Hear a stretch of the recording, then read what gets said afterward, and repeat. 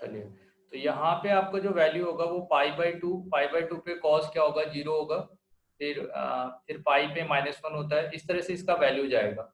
तो मैं क्या देख रहा हूँ कि जब पाई बाई टू का डिफरेंस आ रहा है कॉस में, तो इसके जो वैल्यूज है ना वो डिफरेंट वैल्यूज आ रहे होंगे, है ना।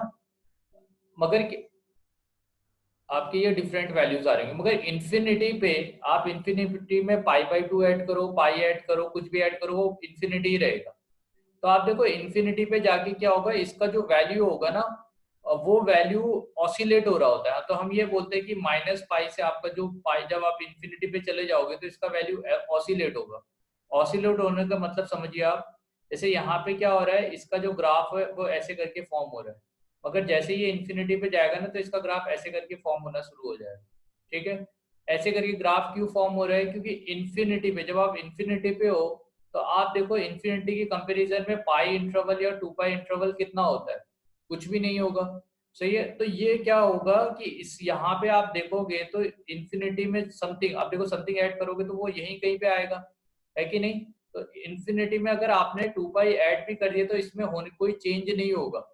तो चेंज नहीं होगा तो इसका ग्राफ में आपका ड्रास्टिकली चेंज नहीं आने वाला। जैसे यहाँ पे चेंज आ रहा है ना इतना ज्यादा, कि यहाँ से यहाँ तक का पाई आपको डिफरेंस दिखाई दे रहा है, 0 से पाई के बीच ऐसा।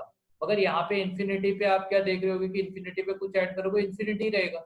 इसका मतलब क्या है, यहीं पे आपका पूरा ग्राफ, एक पूरा सर्कल कंप्लीट हो जाएगा। सिमिलरली दूसरा सर्कल कंप्लीट हो जाएगा, तीसरा हो जाएगा, ऐसे करके। तो जब आप इन्फिनिटी पे जाते हो तो कॉस का जो ग्राफ है या साइन का ग्राफ, जिसका भी ग्राफ आपको हो ना, वो इस तरह से फॉर्म होने लग जाता है। मतलब आपका पूरा सर्कल कंप्लीट होगा, मगर वो एक एक वर्टिकल लाइन जैसा हो रहा होगा।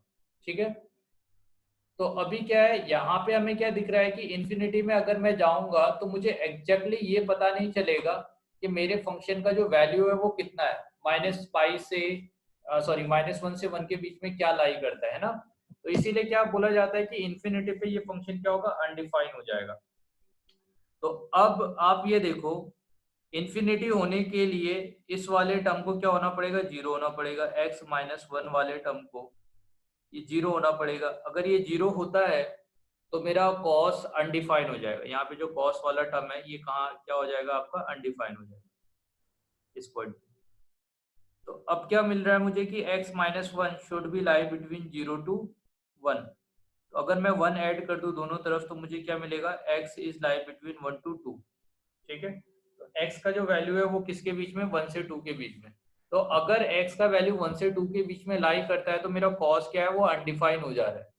तो इसके अलावा अगर मैं कोई भी वैल्यूज पुट करता हूं तो उसके लिए मेरा क्या होगा, फंक्शन वो डिफाइन हो जाएगा। तो मुझे क्या करना पड़ेगा, r में से ये जो इंटरवल है वो इंटरवल सब्सट्रैक्ट कर देना पड़ेगा।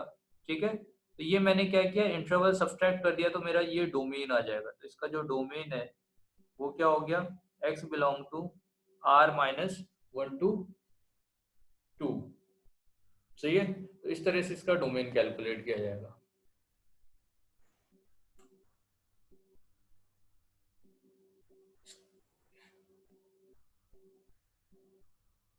अच्छा, अभी भी मेरी वॉइस नहीं आ रही है क्या?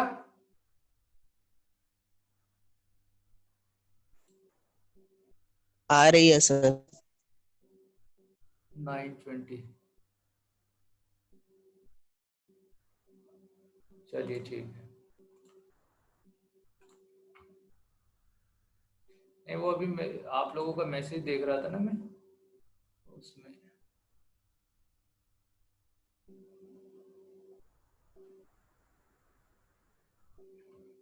ठीक है बेटे। हाँ, तो क्या है इसमें आपका, साइन हमेशा डिफाइन होता है, कॉस हमेशा डिफाइन होता है। तो कौन सा पोर्शन ऐसा है जो डिफाइन नहीं होगा, तो मैं ये कह रहा हूं कि जहां पे cos of something, cos infinity पे मेरा फंक्शन अनडिफाइन होता है, कॉस ऑफ इन्फिनिटी, ये जो है कॉस इन्फिनिटी को हम क्या कहते हैं, इसको हम अनडिफाइन बोल रहे हैं। और अनडिफाइन इसलिए बोल रहे हैं कि इन्फिनिटी पे जाके ये क्या होता है, ऑसिलेटरी फंक्शन बन जाता है ना। ऑसिलेटरी फंक्शन का मतलब, अभी आप ऑसिलेशन का मतलब थोड़ा बहुत जानते हो। तो ऑसिलेटरी फंक्शन का मतलब इसका जो वैल्यू होगा वो -1 से 1 के बीच में ऑसिलेट करेगा। ठीक है, तो इसका जो वैल्यू होगा -1 से 1 के बीच में ऑसिलेट करेगा, इसीलिए हमने ऑसिलेटरी फंक्शन कहा। मगर मुझे क्या है कि एक पर्टिकुलर वैल्यू नहीं मिलने वाला। मैं एग्जैक्टली बता नहीं सकता कि इन्फिनिटी पे मेरे फंक्शन का कॉस का जो वैल्यू होगा वो कितना होगा। इस वजह से हम क्या कहते हैं, कॉस को अनडिफाइंड बोलते हैं इन्फिनिटी पे।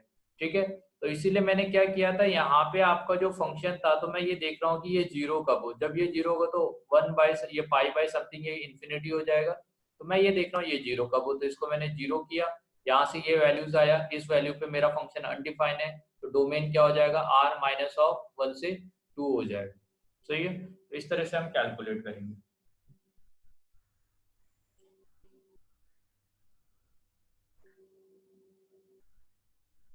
Next question. ठीक है, find the domain of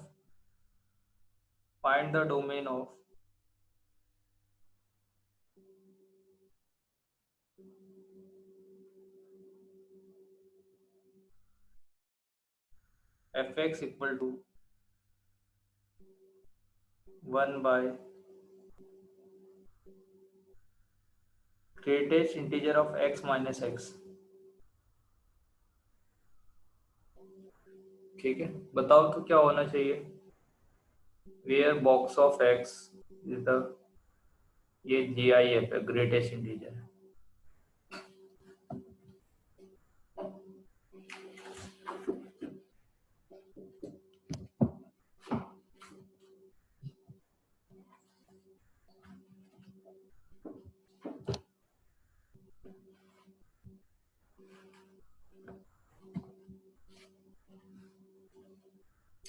reciprocal भी है, रूट भी है कि नहीं।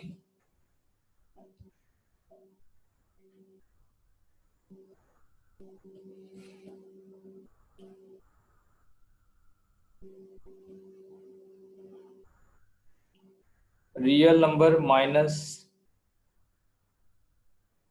X belong to Z integer, real R positive, phi none of these. Find the domain of fx 1 by root over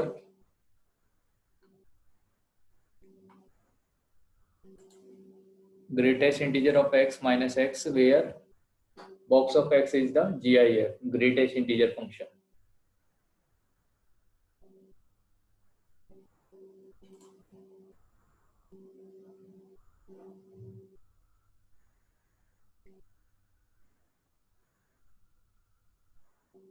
बहुत बढ़िया बढ़िया। और किसी का?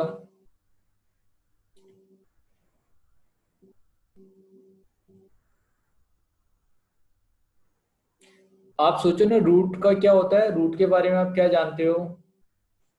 पहली बात देखो यहाँ पे क्या क्या है, एक तो है रेसिप्रोकल।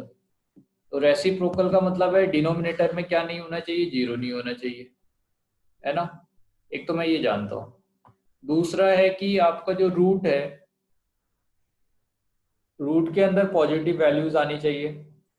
तो सबसे पहले मुझे रेसिप्रोकल मिला, तो रेसिप्रोकल ने मेरे से कहा कि भाई डिनोमिनेटर में जीरो नहीं लाना है। तो जीरो कब आएगा, जब रूट के अंदर आने वाला वैल्यू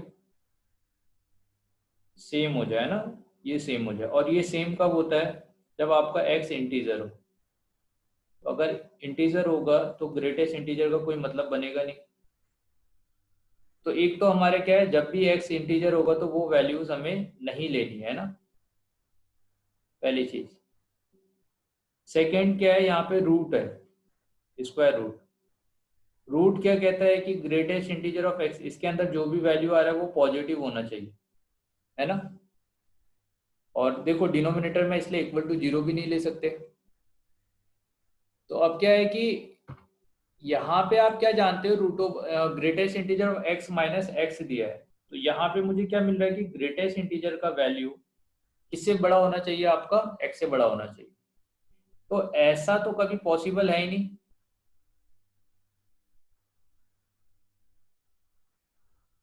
है ना। ये तो पॉसिबल होगा ही नहीं, क्योंकि हम क्या जानते हैं, ग्रेटेस्ट, देखो आप क्या जानते हो, 1.2 का जब आप ग्रेटेस्ट इंटीजर लेते हो तो वो क्या आता है, 1 होता है। तो ग्रेटेस्ट इंटीजर आपका, कोई भी आप इंटीजर देखोगे ना, उस नंबर में दो पोर्शन होता है, आई प्लस एफ, जिसमें एफ जो है वो फ्रैक्शन पार्ट, और हम जानते हैं फ्रैक्शन पार्ट हमेशा पॉजिटिव ही होता है, ठीक है। तो जब मैं इसका ग्रेटेस्ट इंटीजर लूंगा तो मुझे बस आई वाला पोर्शन मिलने वाला है, फ्रैक्शन पार्ट नहीं मिल रहा है। तो आप ये देखो, इन दोनों का अगर कंपैरिजन करते हैं तो ये वाला वैल्यूज आई कुछ भी हो उसमें हम फ्रैक्शन पार्ट ऐड कर दे रहे हैं। तो greatest integer of X is always less than क्या होगा आपका, एक्स होना चाहिए, ठीक है। कोई भी ऐसा केस नहीं है जिस केस में ग्रेटेस्ट इंटीजर का जो वैल्यू होगा वो किससे बड़ा हो जाए, एक्स से बड़ा हो जाए। डेफिनेशन ही ग्रेटेस्ट इंटीजर की क्या है, सही है, आपका nearest integer which is less than x, ठीक है। जब हम ग्रेटेस्ट इंटीजर की डेफिनेशन देते हैं तो वहां पे क्या बोलते हैं, नियरेस्ट इंटीजर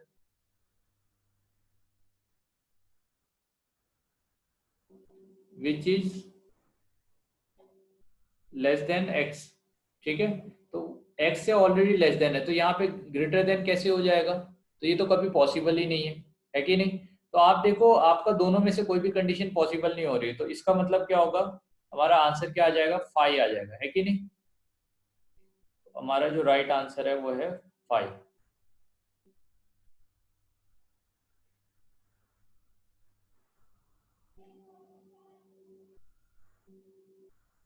ठीक है, तो ये हो गया हमारे पास जो भी बेसिक क्वेश्चन थे इससे रिलेटेड, फ्रैक्शन पार्ट से रिलेटेड और ग्रेटेस्ट इंटीजर से रिलेटेड। तो अपना जो डोमेन वाला पोर्शन है वो कंप्लीट हो चुका है। तो इसके ऊपर मैं कुछ आपको असाइनमेंट दे दूंगा एक, तो वो आपको करके लेके आना है। तो आज हम बात करेंगे रेंज के बारे में, सही है। तो रेंज के बारे में कुछ पर्टिकुलर प्रॉपर्टीज देखेंगे कि किस तरह से हमको रेंज कैलकुलेट करना है।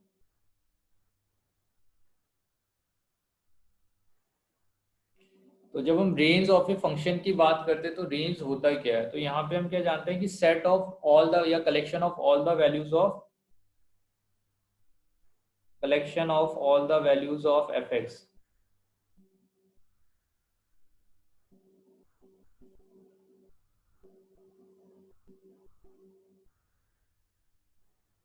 Collection of all the values of fx for which function define, ठीक है। वही वैल्यू लेना है जिसके लिए मेरा फंक्शन डिफाइन है, अनडिफाइन वाली वैल्यूज तो हम ले नहीं सकते, सही है। तो अगर मेरा फंक्शन डिफाइन होगा वो वैल्यूज अगर हम कंसिडर करते हैं, सही है ना। तो आप देखो क्या मिलने वाला है यहाँ पे, इस केस में जब हम इसकी बात करेंगे तो मैंने क्या किया, इसको हम दूसरी तरीके से भी डिफाइन कर सकते हैं कि मैंने कोई भी फंक्शन लिया, जैसे मैं e to the power x लेता हूँ, तो मैं ये कह रहा हूँ कि e to the power x में ये जो फंक्शन है इसका जो भी वैल्यूज आता है उन सभी वैल्यू का आप कलेक्शन लो, उन सभी वैल्यूज का आप कलेक्शन लो। तो एफ एक्स का जो वैल्यूज होता है, एफ एक्स और वाई दोनों सेम होता है ना, तो F X equal to Y equal to E X, तो वो तो वाई का वैल्यू हुआ। तो अब जो वैल्यू का कलेक्शन लूंगा वो इस एक्सिस में आ रहा होगा, तो इसका मिनिमम वैल्यू यहाँ से स्टार्ट होगा और यहाँ तक का जा रहा होगा, है ना। मगर आप देखो कभी भी ये जो वैल्यू है ना ये कभी जीरो नहीं हो सकता, ठीक है। तो यहाँ से इस वाले पॉइंट से यहाँ तक का जाएगा, मगर जब मैं इसके रेंज की बात करूंगा तो आप देखो इसका जो रेंज आ रहा होगा वो जीरो ओपन इंटरवल में आएगा, क्योंकि जीरो तो कभी हो नहीं सकता, और इन्फिनिटी भी किस में आएगा, ओपन इंटरवल में आएगा, ठीक है। तो जिसके लिए मेरा वैल्यू डिफाइन, मेरा फंक्शन डिफाइन है, आपको वही वैल्यू लेना है, क्योंकि माइनस इन्फिनिटी तक हम कभी जा नहीं सकते। एक्चुअली होता क्या है कि e to the power minus infinity आप लेते हो तो उसको हम अप्रोक्सीमेटेड जीरो बोलते हैं, इक्वल टू जीरो नहीं होगा। कई बार आप देखोगे जीरो भी ले लिया जाता है, ठीक है। मगर क्या मानते हैं हम कि इन्फिनिटी पे हम कभी जा नहीं सकते, तो अगर इन्फिनिटी पे कभी जा नहीं सकते इसका मतलब कभी भी एक्सपोनेंशियल फंक्शन का वैल्यू जीरो हो नहीं सकता। मगर बाद में जाके आप लिमिट पढ़ोगे तो इसका वैल्यू आप जीरो कंसिडर कर लोगे, सही है। तो ये हो गया। अब क्या है कि यहाँ पे हम रेंज का मतलब एक दूसरी डेफिनेशन देते हैं जिसको हम कहते हैं extent of the function on Y axis. आपके फंक्शन का जो एक्सटेंट है वो वाई एक्सिस में कहाँ से कहाँ जा रहा है, तो उस वाले ग्राफ उसको भी हम क्या बोलते हैं, रेंज। तो ये जो ग्राफ का एक्सटेंट है इसी को हमने क्या बोला कि भाई ये इसका रेंज हो जाएगा। सिमिलरली अगर मैं e to the power x की बात करता हूँ, सॉरी लॉग की, तो अगर log ऑफ x की बात करूँ तो आप देखो log का ग्राफ ऐसे करके जा रहा है ना। तो अभी ग्राफ तो हम ऑलरेडी सबके बारे में पढ़ चुके हैं। तो अगर मैं log के ग्राफ की बात करता हूँ तो आप क्या देखते हो कि इसका जो एक्सटेंट होगा ग्राफ का वो इन्फिनिटी से लेके माइनस इन्फिनिटी तक का जा रहा है, एक्सटेंड का मतलब है कि ये ग्राफ कहाँ से कहाँ तक का जा रहा है ना, तो वो क्या हो जाएगा आपका, रेंज हो जाएगा। तो ये ग्राफ जहाँ से जहाँ जा रहा है तो उसको मैंने क्या बोल दिया कि ये रेंज है, तो इसका रेंज मुझे क्या दिख रहा है, माइनस इन्फिनिटी से इन्फिनिटी।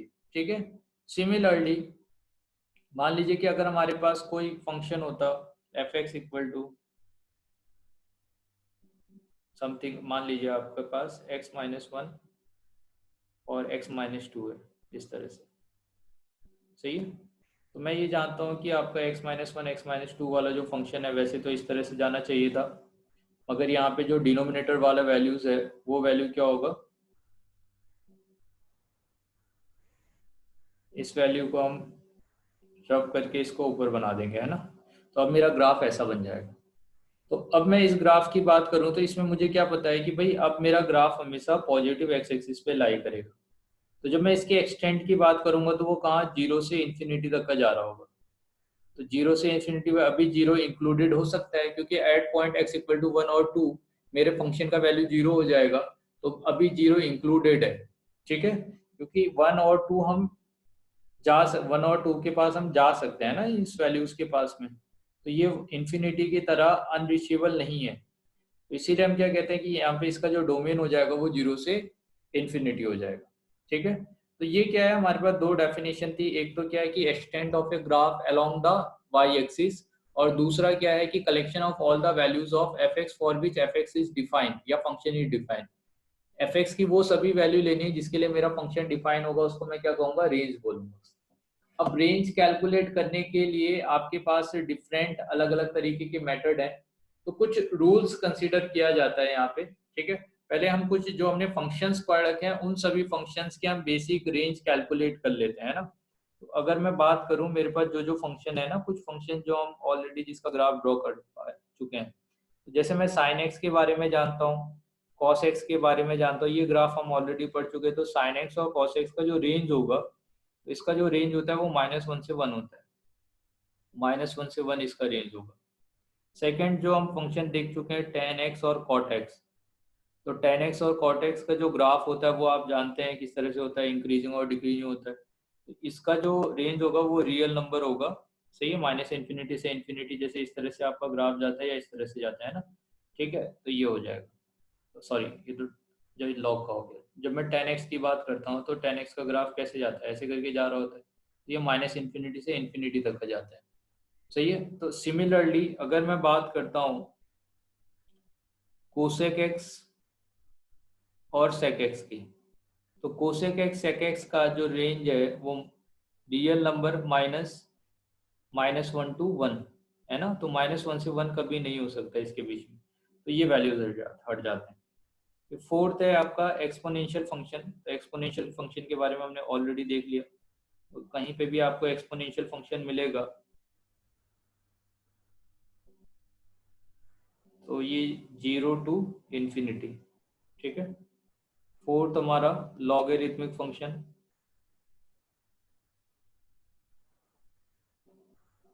तो लॉगरिथमिक फंक्शन के बारे में भी हम क्या जानते हैं कि इसका क्या होगा, रियल नंबर होगा ना, रेंज। और मैंने कौन कौन से फंक्शन पढ़े, अगर मैं सिग्नम फंक्शन की बात करता हूँ, HGN(x) है ना, सिग्नम फंक्शन। तो इसके रेंज में तीन ही नंबर आते हैं, -1, 0 और 1। ये वैल्यूज आएंगे। फिर अगर मैं फ्रैक्शन पार्ट की बात करूँ, तो फ्रैक्शन पार्ट में आपको फ्रैक्शन पार्ट का जो रेंज होगा वो क्या, 0 इंक्लूडेड होगा, 1 एक्सक्लूडेड होगा। फिर अभी क्या है कि अब ग्रेटेस्ट इंटीजर के बारे में हमने पढ़ा था। तो ग्रेटेस्ट इंटीजर के बारे में हम क्या जानते हैं कि उसमें इंटीजर्स ही आएंगे जो जो वैल्यूज हैं। ठीक है। तो ग्रेटेस्ट इंटीजर में GIF वाला जो फंक्शन है उसका जो रेंज होगा उसमें बस इंटीजर्स ही आने वाला है। तो अब वो इंटीजर कुछ, अभी तो क्या होगा कि अगर मैं अभी बात करूं तो अभी तो Z मिलेगा, है कि नहीं, X बिलोंग टू Z आएगा। नेक्स्ट हमने क्या देखा था, मॉडुलस और एब्सोल्यूट फंक्शन। जब हम मॉडुलस फंक्शन की बात करते हैं तो मॉडुलस फंक्शन हमेशा पॉजिटिव होगा। ये कहाँ से होगा, 0 से स्टार्ट होगा, इन्फिनिटी तक का जा रहा होगा। ठीक है। फिर हमने इसके बाद क्या देखा था, स्क्वायर फंक्शन, क्यूबिक फंक्शन। ठीक है।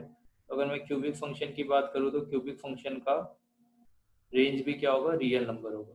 सही है। तो ये क्या है कि ये ग्राफ आप ऑलरेडी देख चुके हो, है ना। तो जब आप ग्राफ देखोगे तो आपको एक्सटेंड दिखाई दे रहा होगा उस ग्राफ का, कि ये ग्राफ कहाँ से कहाँ जा रहा है। तो जैसे मैंने यहाँ पे जो ये एक्सटेंड बनाया है, आप इसी तरह से वहां पे मेंशन करो। देखो ये जैसे ड्रॉ किया वैसे आप ड्रॉ करो, आपको ग्राफ में साफ दिखेगा कि मेरा रेंज कहाँ से कहाँ होगा। सही है। तो ये चीज है। अब क्या है यहाँ पे, मगर हमारे पास क्या है कि रेंज कैलकुलेट करने का जो मेथड है वो अलग ही है, मतलब हमारे पास डिफरेंट मेथड होंगे। सही है। तो उस मेथड में क्या है आपका, फर्स्ट मेथड तो ये है एक्सटेंड वाला। सही है। दूसरा मेथड क्या है, मैं क्या देखूंगा। सही है। अगर मैं सेकेंड मेथड की बात करता हूँ,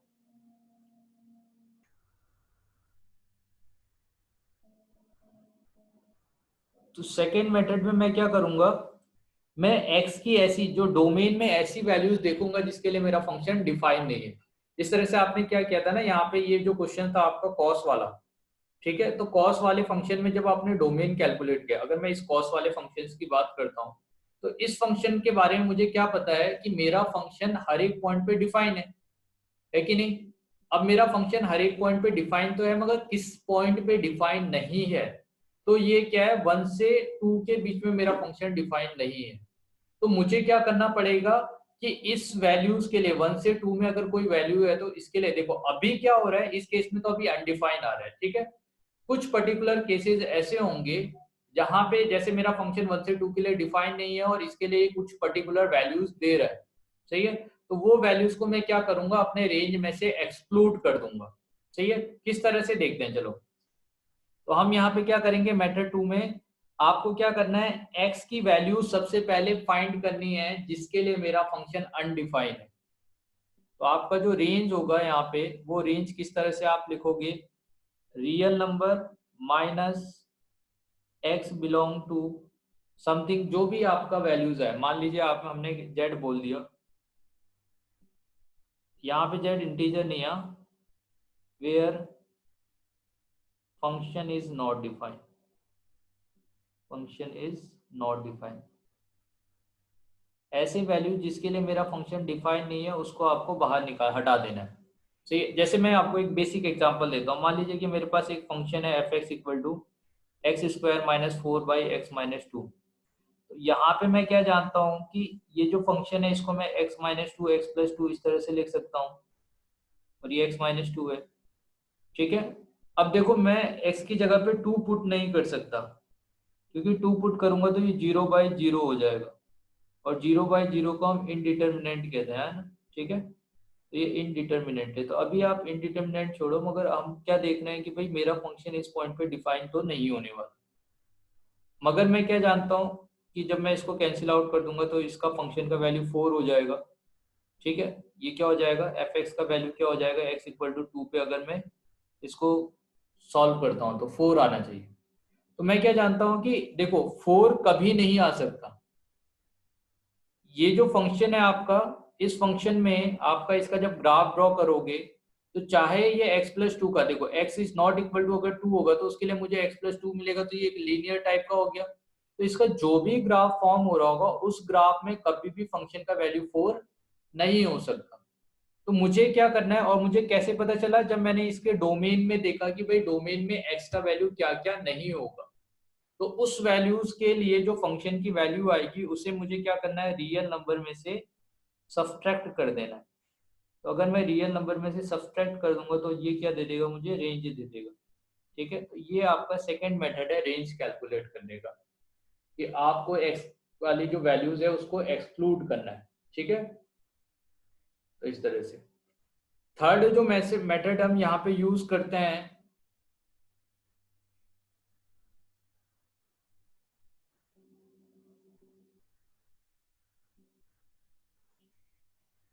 वो है, या तो आप स्ट्रिक्टली इंक्रीजिंग वर्ड यूज करो, स्ट्रिक्टली इंक्रीजिंग और डिक्रीजिंग,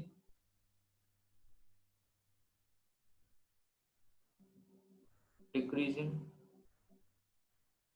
ठीक है। या इसके लिए एक और वर्ड यूज किया जाता है जिसको हम मोनोटोनिसिटी कहते हैं।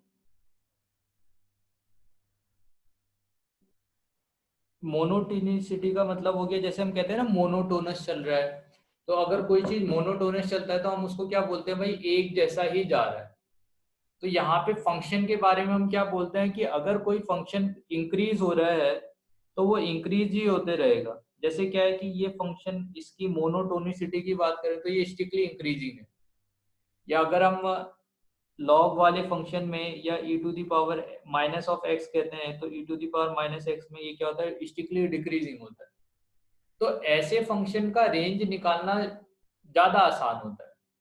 ठीक है, इस फंक्शन में मुझे क्या समझ में आ रहा है कि अब क्या है कि हमेशा आपका जो रेंज है ना, वो आपको ऐसा नहीं बोलेगा कि माइनस इन्फिनिटी से इन्फिनिटी के बीच में निकालो। कई बार वो बोलेगा कि आप 2 से 3 के बीच में रेंज बताओ, तो क्या होगा इसका रेंज। तो मैं क्या जानता हूं यहाँ पे कि 2 से 3 के बीच में जो लॉग वाला फंक्शन है, वो लॉग क्या है, स्ट्रिक्टली इंक्रीजिंग है। तो इसके बीच में आपका 2 से 3 के बीच में जो भी वैल्यूज आएगा, वो एफ ऑफ 2 और एफ ऑफ 3 के बीच में ही लाई करेगा। तो जब मैं इसके रेंज की बात करूंगा तो इसका रेंज मैं क्या लिख दूंगा यहाँ पे, log of 2 to log of 3। सही है। तो थर्ड जो हमारे पास है वो है मोनोटोनिसिटी का यूज करके भी हम रेंज कैलकुलेट करते हैं। और वो रेंज कैसे कैलकुलेट कर रहे हैं कि भाई इसके पर्टिकुलर आपको दिया होगा इसके बीच में क्या होगा। सिमिलरली जैसे मुझे ये फंक्शन दे रखा है और मेरे से कहा जाता है कि भाई आपका अगर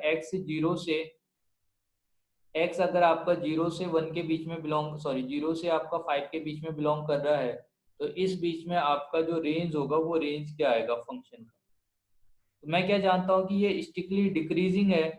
तो अगर डिक्रीजिंग होगा तो क्या होगा कि आपका जैसे जैसे एक्स आगे की डायरेक्शन में बढ़ते जाएगा इसका वैल्यू डिक्रीज होगा।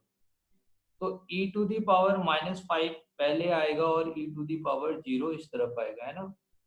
तो इसका जो वैल्यूज हो जाएगा वो क्या होगा, e टू दी पावर -5 और से 1 तक का। तो ये क्या हो जाएगा, इसका रेंज है कि नहीं। ठीक है, तो हमने 3 मेथड की यहाँ पे बात की रेंज कैलकुलेट करने के लिए। तो फर्स्ट जो था वो था हमारे पास बेसिक जो फंक्शंस दे रखे हैं, इस फंक्शंस के बारे में हम ऑलरेडी रेंज जानते हैं। सही है, और उसके लिए हमने क्या किया, जो ग्राफ बनाया, ग्राफ में हमने वाई एक्सिस पे फंक्शन का एक्सटेंट देख लिया, या हमने वाई की जो वैल्यूज है उन सभी का कलेक्शन ले लिया। ठीक है, आप ऐसे भी देख सकते हो कि कौन से वैल्यूज के लिए मेरा फंक्शन डिफाइन नहीं होगा, उसको हटा के जो बचेगा वो सभी ले लेना। इसी चीज को हमने मेथड 2 में दूसरे तरीके से बोला कि भाई रियल नंबर होगा, पहले हम मान लेंगे कि इसका रेंज रियल नंबर है, उसमें से वो सभी वैल्यूज हटा देना है जिसके लिए मेरा फंक्शन अनडिफाइंड है। ठीक है। थर्ड जो मेथड है वो क्या है, आपको कुछ पर्टिकुलर वैल्यूज दे रहा होगा, उस पर्टिकुलर वैल्यूज या डोमेन के बीच में जो कंस्ट्रेंट डोमेन दिया है उसके बीच में आपसे कहेगा रेंज कैलकुलेट करो। तो रेंज कैलकुलेट करने के लिए आप क्या देखोगे कि क्या मेरा फंक्शन स्ट्रिक्टली इंक्रीजिंग है या मेरा फंक्शन स्ट्रिक्टली डिक्रीजिंग है। उस हिसाब से आप क्या करोगे, रेंज कैलकुलेट करोगे। ठीक है, तो समझते हैं ये तीनों मेथड का हम यूज किस तरह से करेंगे।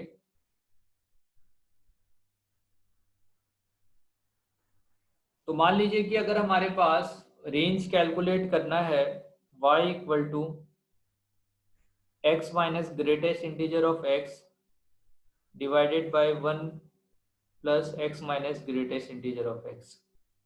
ठीक है, तो इस फंक्शन का मुझे क्या करना है, रेंज कैलकुलेट करना है। तो अब मैं क्या जानता हूँ, x minus of greatest integer of x का मतलब होता क्या है, ये तो फ्रैक्शन पार्ट है।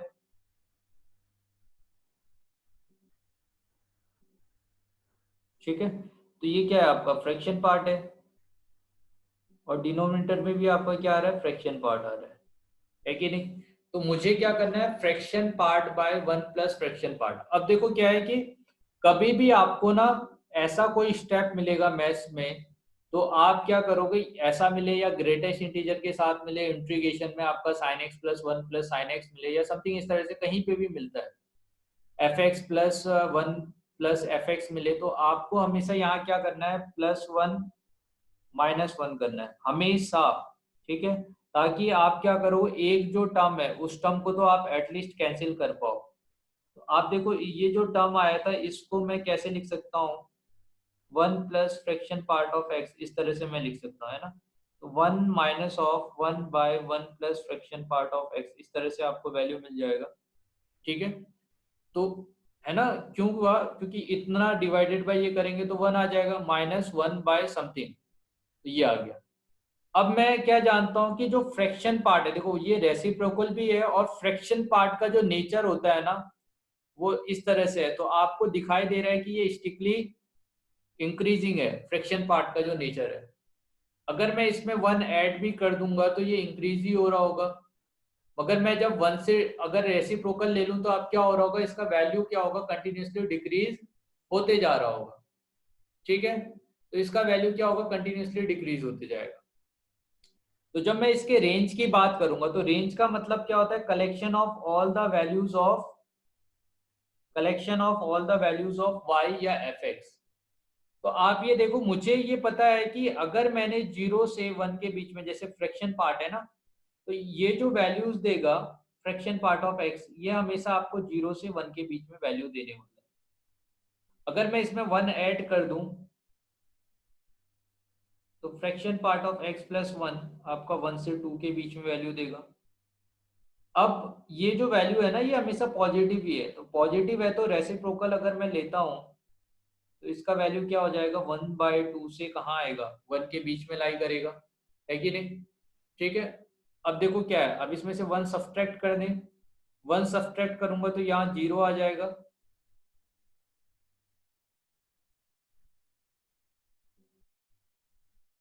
है कि नहीं। ठीक है, तो 1 - 1, और इधर अगर 1 सब्ट्रैक्ट कर दें तो मुझे, सॉरी, आपको पहले माइनस से मल्टीप्लाई करना है इसको, उसके बाद सब्ट्रैक्ट करना है। तो सबसे पहले हम इसे माइनस से मल्टीप्लाई करेंगे, तो माइनस से मल्टीप्लाई करेंगे तो इनइक्वलिटी फिर से रिवर्स हो जाएगी। तो ये रिवर्स हो गई, ये -1/2 हो गया। अब मुझे 1 ऐड करना है, तो अगर मैं इसमें 1 ऐड कर दूं, यहाँ पे 1 ऐड कर दूं, इसमें 1 ऐड कर दूं, तो मुझे क्या मिलेगा, 1/2, और यहाँ क्या मिलेगा, 0। तो आप क्या देख रहे हो कि ये देखो ये आपका फंक्शन है। तो अब मेरा जो फंक्शन है वो 0 से लेके 1/2 के बीच में लाई कर रहा है। इसका मतलब क्या हो गया, यही तो रेंज होगा मेरा। ठीक है, तो मेरा जो रेंज हुआ वो रेंज 0 to, सही है, एफ एक्स या वाई बिलोंग टू, हाँ यहाँ पे एक्स बिलोंग टू नहीं हो रहा है, तो Y belong to 0 to 1/2 open interval. सही है, तो इस तरह से आप क्या करोगे, इसका रेंज कैलकुलेट करोगे।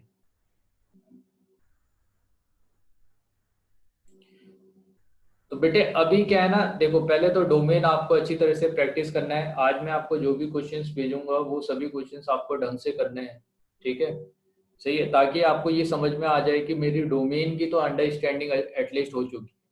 और कई बार आप देखोगे कि आपका डोमेन और जो रेंज है इन दोनों में आप कंफ्यूज हो रहे होगे कि भाई डोमेन कैलकुलेट करना है या रेंज। आपको ऑलरेडी दिया होगा डोमेन, तो आप रेंज निकाल के आ जाओगे, रेंज दिया है तो डोमेन निकाल के आ जाओगे। तो इस बात का आपको थोड़ा सा ध्यान रखना है। नेक्स्ट क्वेश्चन की बात करते हैं। नेक्स्ट मैं क्या देख रहा हूँ कि अगर मेरे पास कोई फंक्शन दे रखा है e⁻x/1 plus greatest integer of x। मान लो कि अगर मेरे पास फंक्शन, हम मान ले लेते हैं कि e⁻x divided by 1 plus greatest integer of x, तो इसका रेंज क्या आएगा। ठीक है, सही है ना, तो इसका मुझे रेंज कैलकुलेट करना है। और मेरे से इसमें क्वेश्चन में ऑलरेडी बोला है कि where x is greater than equal to 0, कि x मेरा हमेशा पॉजिटिव होगा, तो निगेटिव वैल्यूज आपको नहीं लेना है। ठीक है, तो आप ये देखो पॉजिटिव वैल्यूज अगर आप लेते हो, ठीक, तो सबसे पहले तो मैं ये देखता हूँ ना, ये देखो ग्रेटेस्ट इंटीजर के बारे में एक बात मैं जानता हूँ कि मुझे क्या देखना है। जब मैं इसकी रेंज की बात करूंगा तो मैं एक बात ये भी देखूंगा, e⁻x तो हमेशा डिफाइन है, और ये मुझे 0 से इन्फिनिटी के बीच में वैल्यूज देता है। मगर ये वाला वैल्यू अनडिफाइंड भी नहीं होना चाहिए, है ना। तो मैं क्या जानता हूँ कि भाई ग्रेटेस्ट इंटीजर ऑफ एक्स जो ये वैल्यू है कितना, +1, ये अनडिफाइंड कब होगा, जब 0 हो। इसके लिए ग्रेटेस्ट इंटीजर ऑफ एक्स की वैल्यू को -1 होना पड़ेगा, और अगर ये -1 होता है तो एक्स का जो वैल्यू होगा वो 0 से, है ना, -1 से 0 के बीच में बिलोंग करना चाहिए। मगर यहाँ पे ऑलरेडी बोल दिया गया है कि x का जो वैल्यूज है ना, वो हमेशा पॉजिटिव है। तो x अगर हमेशा पॉजिटिव होगा ग्रेटर देन जीरो, तो ऐसा तो कभी हो ही नहीं सकता है ना, ये हमारे पास अभी पॉसिबल नहीं है ना, जिस वैल्यूज के लिए, जिस डोमेन के लिए हमें कैलकुलेट करना है उसके लिए ये पॉसिबल नहीं है। अब मैं इसके डोमेन की अगर बात करूं कि इसका डोमेन क्या आएगा, सही है, तो मुझे क्या देखना है कि आप देखो e to the power x by one plus greatest integer of x, तो जैसे जैसे मैं x का वैल्यू लेते जाऊं है ना, ठीक है, तो ये जो फंक्शन होगा इसका जो ओवरऑल वैल्यूज होगा वो क्या होगा,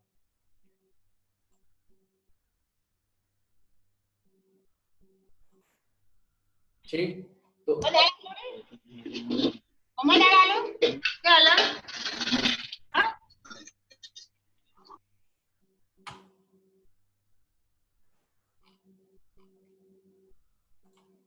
सही है, तो हम इसकी वैल्यूज की बात कर रहे हैं, तो मैं पहले सबसे पहले देखता हूँ ना, अब देखो इस तरह के जो क्वेश्चंस होते हैं, अब अगर आपका जो x है, x ग्रेटर देन जब आप जीरो ले रहे हो, तो आप x पॉजिटिव ले रहे हो है ना, अब उसमें से भी हमें क्या है कि खाली इंटीजर लेना है यहाँ पे, तो अब क्या हो रहा होगा, जैसे जैसे मैं आगे बढ़ते जा रहा हूँ, मान लो जीरो पे देखता हूँ, तो e to the power zero by one plus zero, तो वो मुझे वन दे रहा होगा, है कि नहीं।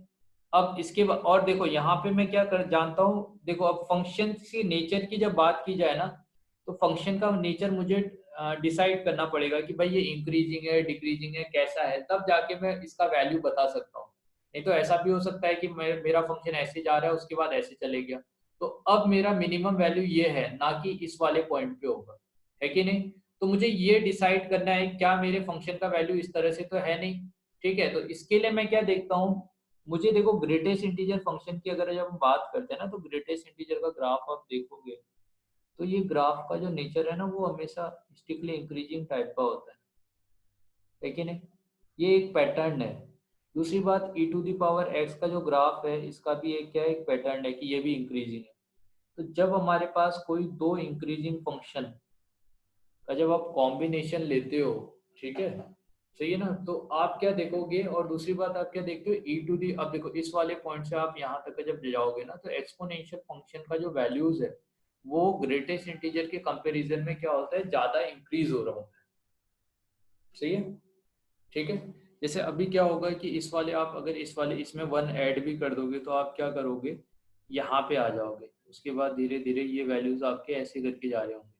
तो ग्रेटेस्ट इंटीजर का जो वैल्यू है वो हमेशा एक्सपोनेंशियल फंक्शन से नीचे ही रहेगा, और आप क्या जानते हो कि भाई एक्सपोनेंशियल का ग्रोथ तो कुछ टाइम तक का आपका स्मूथली चलता है, उसके बाद रैपिडली ग्रोथ हो जाता है कि नहीं। तो अब क्या है कि इसमें क्या देख रहे होगे कि इसके कंपैरिजन में e to the power x क्या होगा, वो एक्सपोनेंशियली, ठीक है, या रैपिडली इंक्रीज हो रहा होगा, तो धीरे धीरे करके इस ओवरऑल फंक्शन का वैल्यू क्या होगा, कंटिन्यूअसली इंक्रीज हो रहा होगा, इंक्रीज हो रहा होगा, इंक्रीज हो रहा होगा, ठीक है।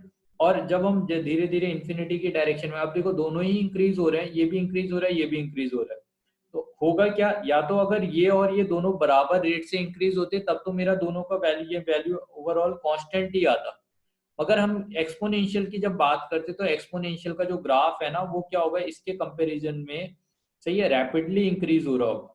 जैसे मैं इसके ग्राफ की अगर बात करता हूँ, ठीक है, तो आप देखो इसका जो ग्राफ आएगा e to the power x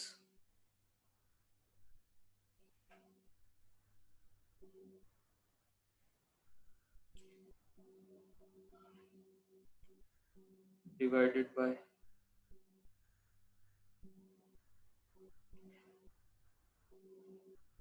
ठीक है बेटे, तो अब क्या दिया था मेरे पास, वन प्लस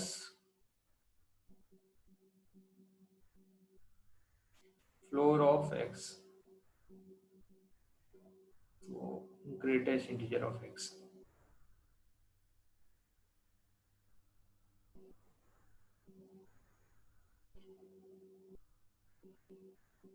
समथिंग इस तरह से, ठीक है।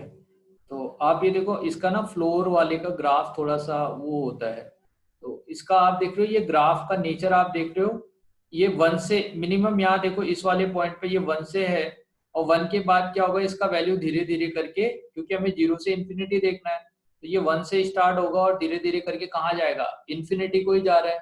तो कंटिन्यूअसली ये वैल्यू इंक्रीज होते हुए जा रहा है।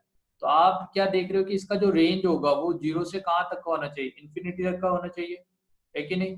तो इस वाले पॉइंट से, क्योंकि यहाँ पे अभी हम हैं, क्योंकि इसमें 1 ऐड कर दिया, तो अब इस पॉइंट से इसका वैल्यू धीरे धीरे करके ऊपर की ही डायरेक्शन में जाएगा। ठीक, तो अगर ये ऊपर की ही डायरेक्शन में यहाँ से जाएगा तो हम क्या कहेंगे कि इसका जो रेंज होगा वो कहाँ से, 1 से लेके इन्फिनिटी जा रहा होगा, है कि नहीं। तो इस केस में इसका जो रेंज हो जाएगा वो रेंज कितना होगा, 1 से इन्फिनिटी। ठीक है, तो इस तरह से आपको क्या है कि जो फंक्शन से दे रखे हैं उसका रेंज कैलकुलेट करना पड़ेगा। तो चलो हम कल रेंज के बारे में बहुत ज्यादा, जो रेंज वाला जो चीज है ना, इसके बारे में हम कल अच्छे से पढ़ते हैं और भी ज्यादा, है ना। तो आज क्या है कि मैं एक डोमेन का आपको असाइनमेंट दूंगा, आप वो सॉल्व कीजिएगा। और बेसिक जो डोमेन के जितने भी चीजें मैंने आपको बताया आप उसको रिवाइज करो। और ये जो हमारे पास 3 बेसिक कंसेप्ट है, तो इस कंसेप्ट का यूज करके ना आप एनसीईआरटी के कुछ क्वेश्चंस भी सॉल्व कर सकते हो, क्योंकि उसके क्वेश्चंस इजी रहते हैं। ठीक है, तो एनसीईआरटी में जब आप देखोगे ना, तो यहाँ पे आप देखोगे कि हमारा फर्स्ट और सेकंड मेथड से जितने क्वेश्चन है वो सॉल्व हो जाएंगे। जो हम थर्ड मेथड यूज करते हैं, स्ट्रिक्टली इंक्रीजिंग स्ट्रिक्टली डिक्रीजिंग वाला, तो ये सब हम ना कंपटीशन के लिए यूज करते हैं। ठीक है बेटे, तो आज हम इतना ही करते हैं। किसी को कोई डाउट है रेंज वाले पोर्शन में?